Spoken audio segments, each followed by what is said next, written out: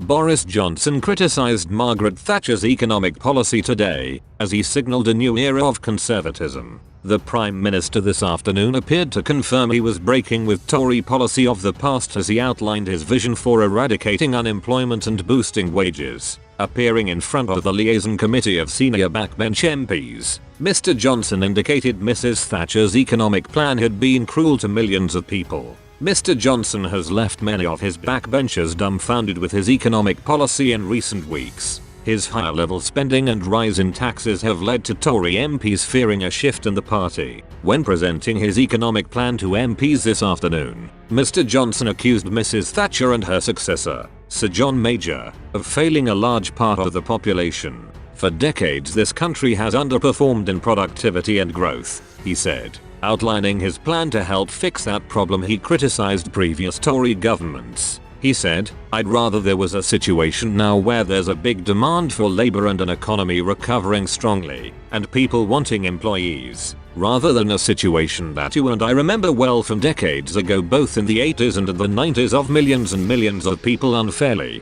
unnecessarily having their talents wasted because of unemployment. That's far crueler. I hope what we can see is investments leading to higher wages." Pressed on fears a rise in wages would lead to an increase in inflation, he said he was committed to other investments to help counter that. He added, "We need to invest now in the other ingredient that drive productivity: skills, training, infrastructure, and making sure people are able to live nearer to their place of work." However, he rejected accusations he was a high-tax Tory. Mr. Johnson insisted there was a very simple reason that the tax burden on the public was set to rise to its highest level since World War II. Appearing in front of Parliament's liaison committee, the Prime Minister said, "The country has been through the biggest fall in output, not just since the Second World War, but before the Second World War, the biggest that I can see for a very, very long time. And we had to look after people throughout the pandemic," he said, "and I think everybody understood the fiscal impact of that."